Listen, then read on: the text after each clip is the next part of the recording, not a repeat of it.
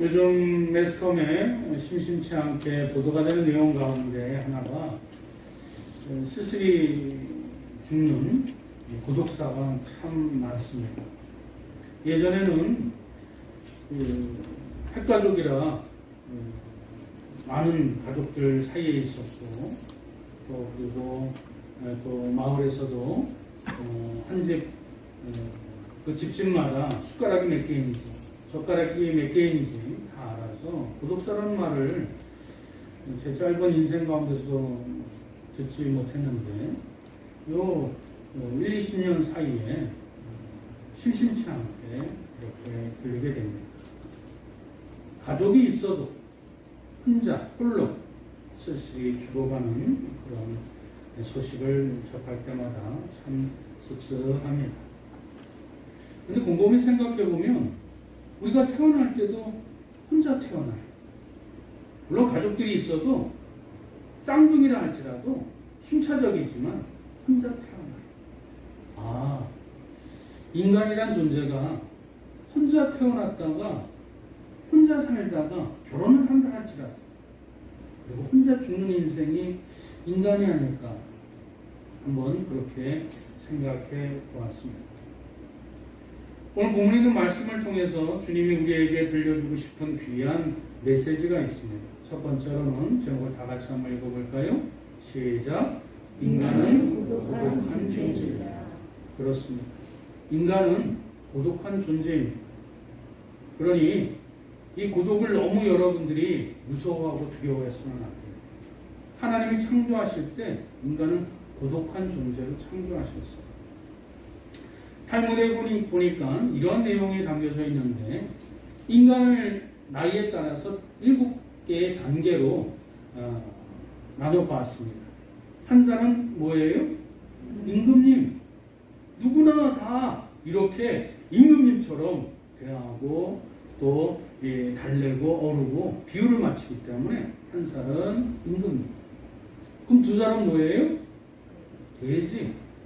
깨끗하고 더러운 거 구별할 줄 몰라가지고 이리 둥글고 저리 둥글고 이리 똥 싸고 저리 지저분하고 분별하지 못하고 흙탕 속을 헤집고 다니기 때문에 두 사람 돼지. 10살은 뭐예요? 양.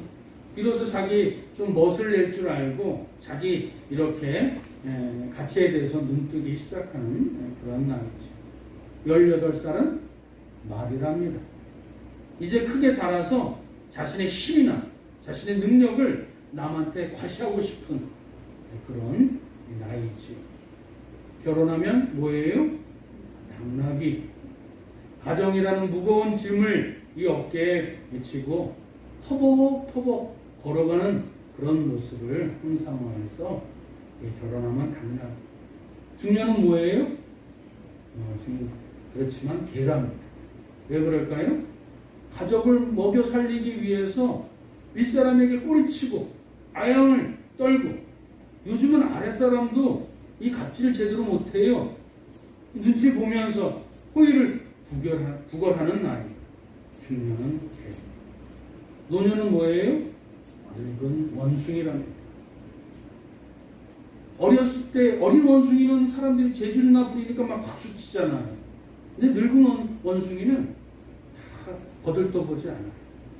근데 우리가 나이가 들어보면 그런 어린아이 같이 많은 사람한테 사랑받고 싶은데 사람들이 거들떠보지 않아요. 그래서 노년은 늙은 원숭이와 같다. 탈무드가 시사하는 바가 뭘까요? 내가 아무리 가정이라는 무거운 짐을 지고 당나귀처럼 터벅터벅 초라하게 숨이 차도록 그렇게 노력해도 가족들이 다 알지는 못한다라는 것이. 내가 가족들을 부양하기 위해서 개처럼 비굴할 정도로 꼬리를 살랑살랑 치고 다녀도 내 가까운 사람조차도 다 알지 못한다라는 것입니다. 나이가 들어 은퇴한 뒤에도 사람들의 따뜻한 관심 속에서 박수받고 살고 싶은데 아무도 거들떠보지 않는다는 것입니다.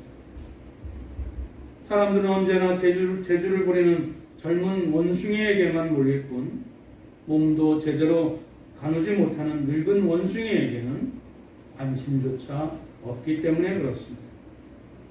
한마디로 탈무드는 재미있는 우화의 이야기지만 인간의 본질, 씁쓸한 고독한 존재라는 것을 우리에게 암시해 줍니다. 아무리 자기 주위에 많은 사람들이 인산인해를 이루고 있다 할지라도 결국 인간은 철저하게 홀로 태어나 철저하게 홀로 살다가 철저하게 홀로 죽는 고독하기 짝이 없는 존재인 것입니다. 지난주일 설교를 통해서 예수 그리스도께서는 이제 비유로 말하지 않아도 그날이 되면 하나님에 대해서 밝히 알게 되리라고 성령님에 대해서 말씀해 주셨음에도 불구하고 제자들은 지금 예수님이 자기에게 비유로 말씀하지 않는다고 해서 그때를 지금이라고 속단해서 이제 주님이 비유를 말씀하지 아니하시니 그 말씀 제가 이제 다 이해합니다. 하나님 이제 다 압니다. 그렇게 주님을 믿노라고 확신에 찬 고백을 하게 됩니다.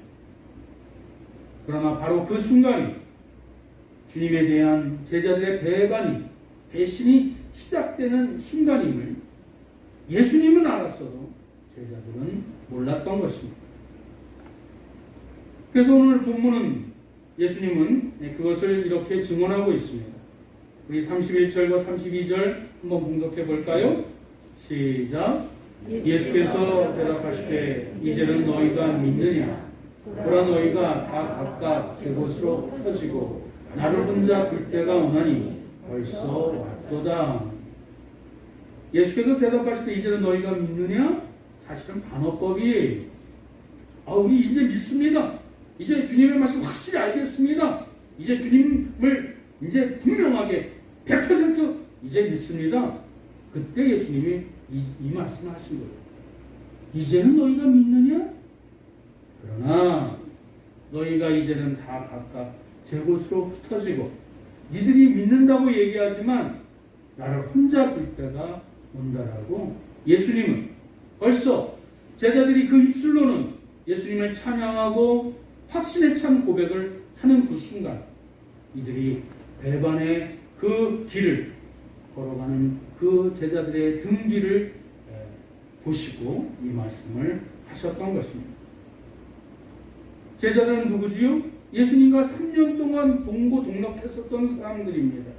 평범한 사람들 아니 예수님이 나와 함께 가자 사람을 낳는 어부가 되자 라고 했을 때 자기의 생업을 자기의 가족들을 이렇게 뒤로 한 채 예수님을 따랐었던 사실은 대단한 사람들이 그럼에도 불구하고 이제 자신을 배반하는 그 길을 가려고 떠나는 그 제자들이 인간적으로 눈으로 볼 때는 얼마나 가증스럽겠습니까?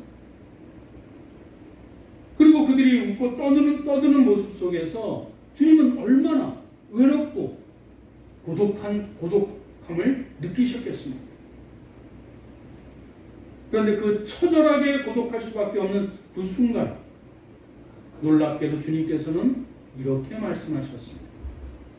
그것이 32절인데 그에 앞서 두 번째 우리 교훈 다 같이 한번 읽어보겠습니다. 시작.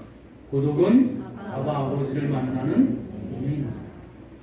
이것을 주님께서 상황과 말씀을 통해서 우리에게 일깨워 주십니다. 고독은 뭐라고요?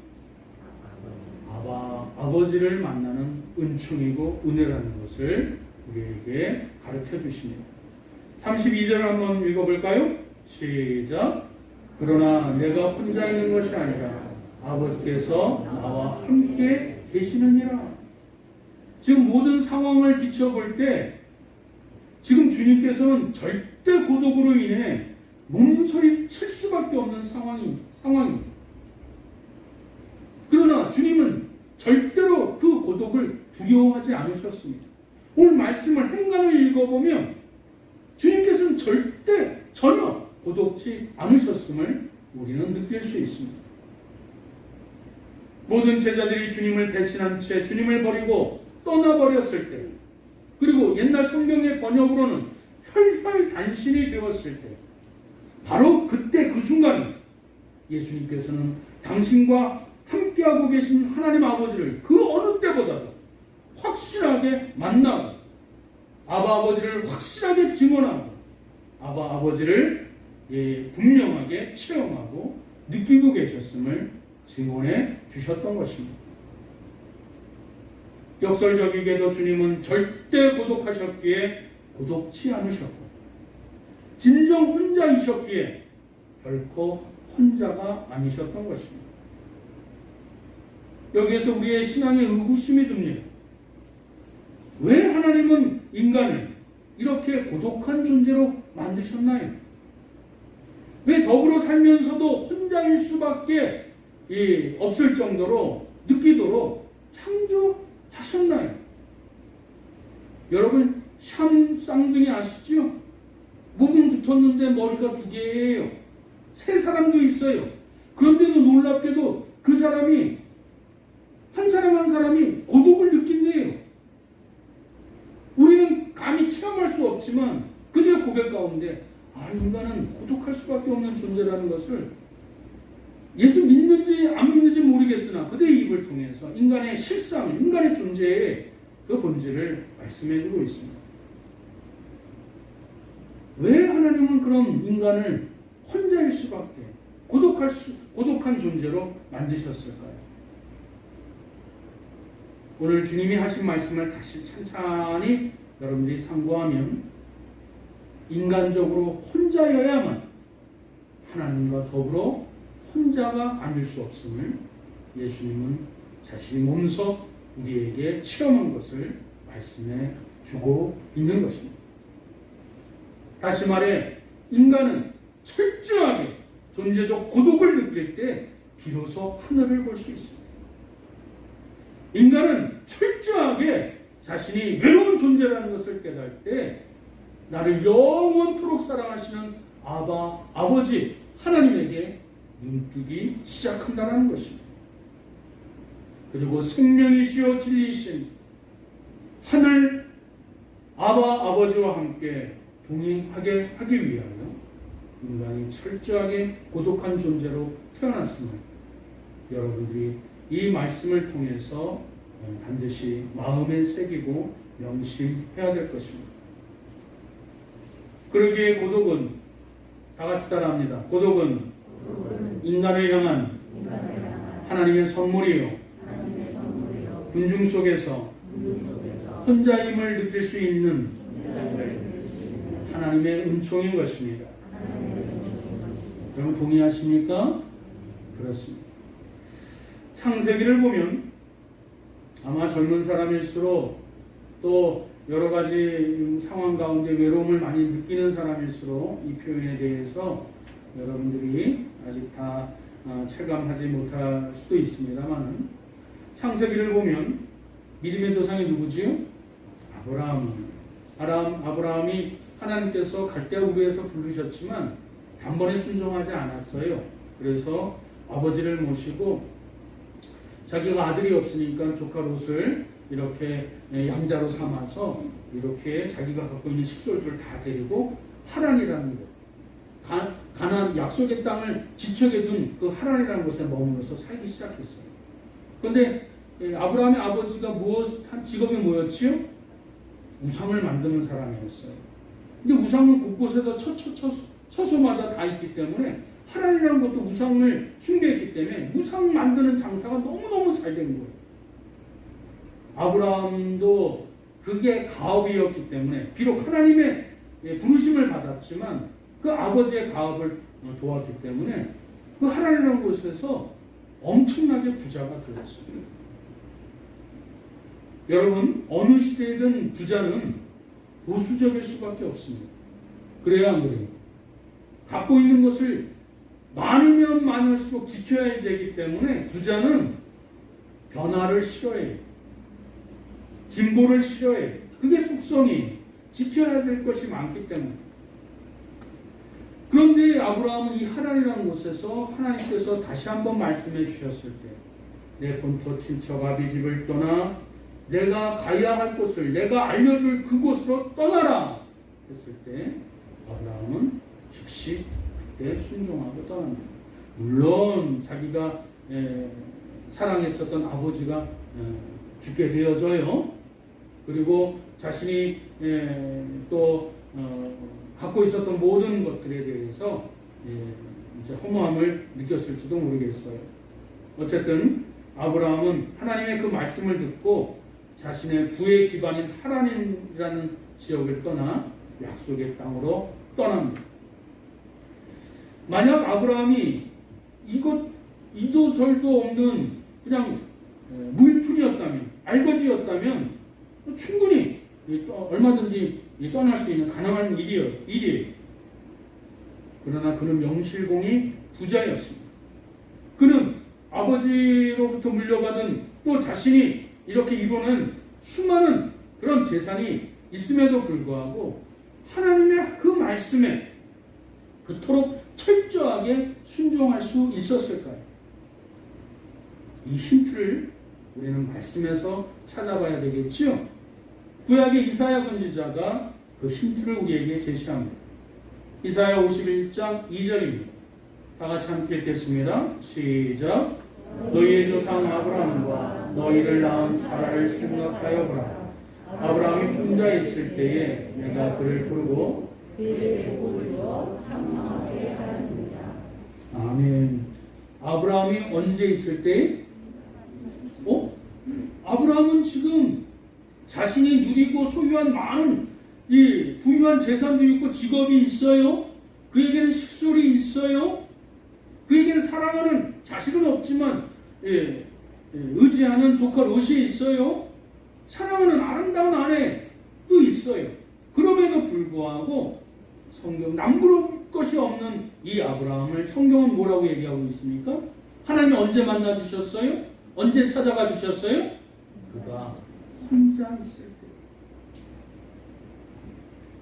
무엇을 뜻하고 있습니까? 아브라함에게는 부유한 자신의 직업으로는 채울 수 없는 고독이 있었음을 이사야 선지자를 통해서 우리에게 말씀해주고 있습니다. 자신의 돈으로 메울 수 없는 친척과 아름다운 아내가 곁에 있음에도 불구하고 홀로임을 느낄 수밖에 없는 깊은 그 절대적 고독이 누구에게? 우리의 믿음의 조상 아브라함에게조차 있다라는 것입니다. 그래서 성 아우구스티누스, 영어 발음은 성 어거스틴이지요. 이렇게 고백했습니다. 우리 다 같이 한번 읽어보겠습니다. 시작. 인간은 하나님만이 채울 수 있는 빈공간이다. 하나님이 창조하신 인간은 우리 마음에 빈 공간이 있대요. 근데 그건 누구만이 채울 수 있어요? 하나님만이 채울 수 있어요. 그런데 자꾸 세상 속에서 찾으려고 해요. 물건으로 채우려고 해요. 사람으로 채우려고 해요. 아니 될 말이에요. 인간은 하나님만이 채울 수 있는 빈 공간. 그것은 하나님을 만나야 그 결핍됨이 채워질 것이며 하나님의 말씀으로 채워야 그 공허한 그 인생살이가 마감이 된다는 것입니다. 이 세상 그 무엇 그 누구에 의해서도 해결할 수 없는 그 깊고도 깊은 존재적이고 절대 고독으로 인해 아브라함은 절대자이신 하나님을 만나게 되었고 하나님을 알게 되었고 그리고 비로소 하나님과 동행하는 진정한 하나님의 사람이 될 수 있었습니다.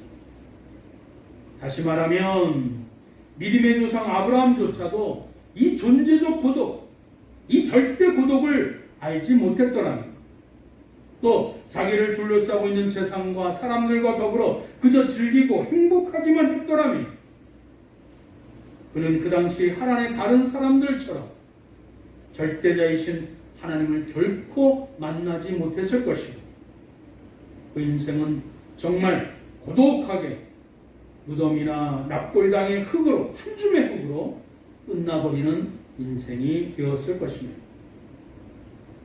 그러나 믿음의 조상 아브라함 그에게는 이 세상의 것으로는 도저히 채울 수 없는 목마름, 메울 수 없는 고독이 있었기에 하나님을 만나 하나님과 더불어 고독을 극복할 수 있었고 그는 사람들 사이에서도 언제나 혼자일 수밖에 없음을 통감하는 자였지만 오히려 그 순간에 하늘을 바라보고 하나님과 함께함으로 말미암아 자기 안에 있는 그 쓸쓸한 고독을 진정 치유할 수 있었던 것입니다.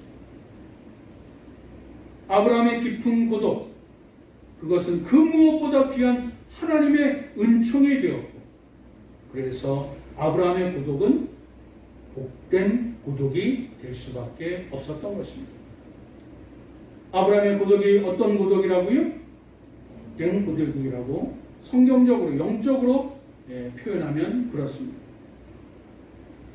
세 번째 교훈입니다. 다 같이 한번 읽어봅니다. 시작. 고독은 하나님으로 채워질 때 비로소 치유됩니다. 여러분 동의하십니까? 그렇습니다. 성 어거스틴 한 말씀을 여러분들이 마음에 새긴다면, 주님이 오늘 하신 말씀을 여러분들이 마음에 깊이 명심한다면, 고독은 하나님으로 채워질 때 비로소 치유됩니다. 그리고 나중에 또 결론적으로 말씀드리지만 치유되는 것으로 그치지 않아요. 하나님의 마음으로 사람을 긍휼히 여기고 오히려 다가가게 됩니다. 그러니까 고독은 하나님만으로 치유될 수 있어요. 그리고 온전히 회복되어지고 선한 영향력을 끼칠 수 있습니다. 신약의 사도 바울도 절대 고독 가운데 하나님을 만나고 하나님의 마음을 알고 치유되어 하나님의 마음으로 사람을 대할 줄 알게 되었습니다. 디모데후서 4장 16절 볼까요? 다 같이 함께 읽겠습니다. 시작.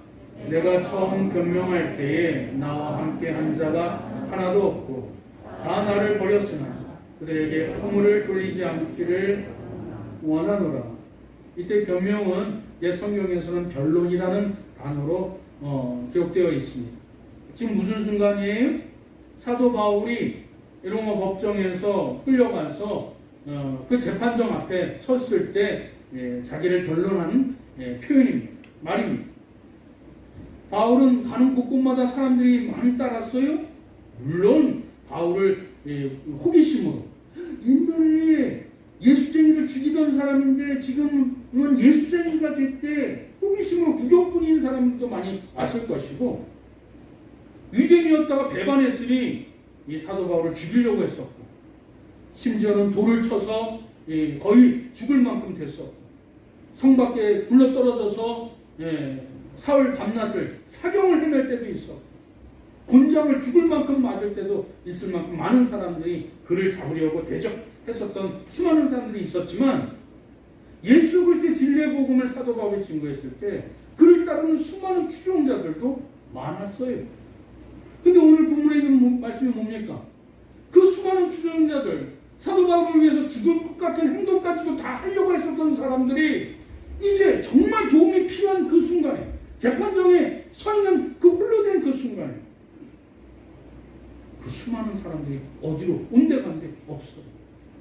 정말 도움을 필요했던 그 순간에 사람들은 다 뿔뿔이 흩어지고 도망가 버리고 말았습니다. 철저하게 버림받은 그 순간. 그런데도 사도 바울은 그들을 원망하지 않고 오히려 그들에게 허물이 돌아가지 않기를 기도하고 있습니다. 오히려 나와 연관되어져서 뭐 하나 좀 어려움을 당할까봐, 오해를 받을까봐, 그들에게 허물이 씌워질까봐 그들의 안위를 위해 사도 바울은 오히려 기도하고 있습니다.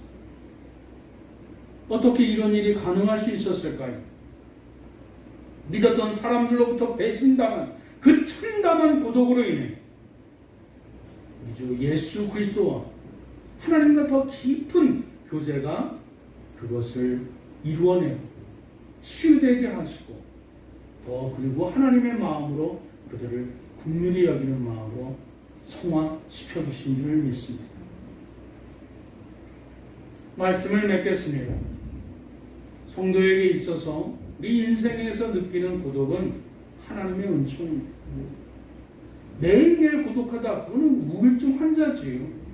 그러나 간혹 우리가 혼자라고 느끼는, 혼자만의 동굴로 들어가는 남편이든 아내든 자식이든 청년이든 인생에서의 고독을 느끼는 그 순간은 하나님의 은총이다.